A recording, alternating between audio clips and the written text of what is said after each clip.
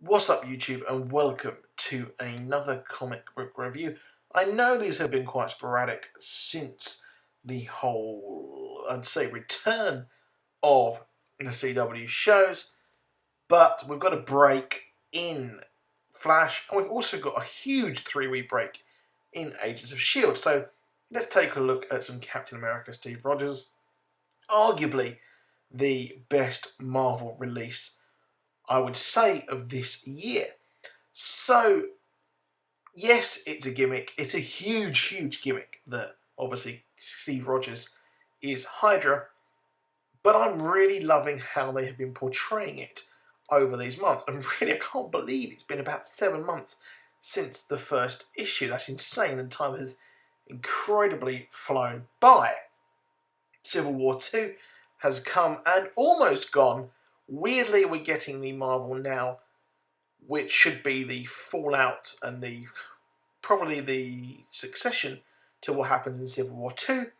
Especially here, we are getting what has happened afterwards as well in this issue, and also in the brand new Invincible Iron Man issue 1 as well. So Tony Stark has disappeared.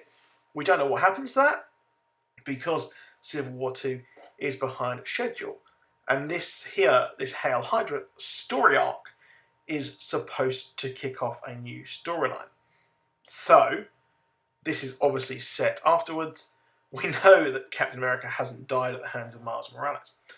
But is it any good? Yes, this issue is very good. To sum it up.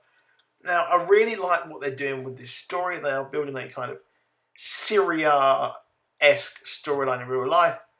Kind of a Ukraine thing. Terrorism has been a huge influence on the past 15, 16 years.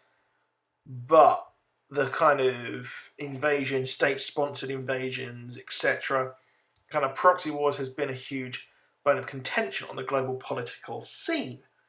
And it seems like they're using a similar kind of thing where a not liked faction is coming in and liberating a kind of, it's hard to say with Sokovia, but a kind of rundown kind of country. I don't want to say like Ukraine, but it seems like they're going with a similar story.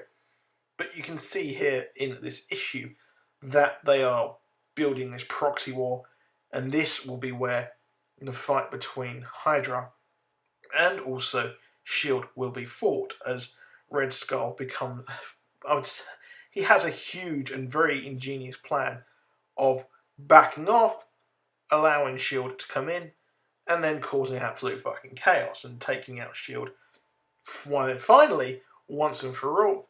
And I would expect that once this comes to a head, this is when Captain America will be revealed to be Hydra.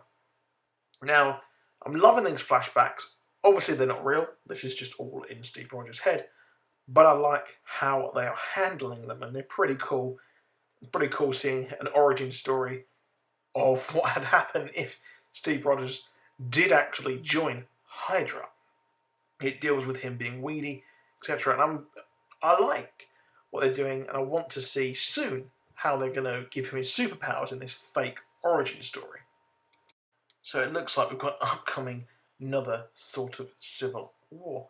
We've also got Helmut Zemo, and Captain America seems to think that Helmut Zemo is his childhood friend. So I'm not sure how this is going to work. So he saves him from the bullies. He's the new Bucky Barnes, weirdly. And then how is Zemo going to know that he knows this? He's going to be like, what's up? You remember you saved me from these bullies? And Zemo's going to be like, no, that never fucking happened, you idiot. What's going on? So this is proving to be one of the best stories, I think, spinning out of the sort of, you had the assault on, I can't remember the exact name of the place, but we had that, and then we had the Civil War storyline, which again spun out of that. So I want to know what's going on with Kobik as well. Does Captain America remember Bucky, or does he met all these people later on? So the timeline's a bit odd, but that's it for this video. Please do drop a like, please do subscribe. I'll see you soon. Goodbye.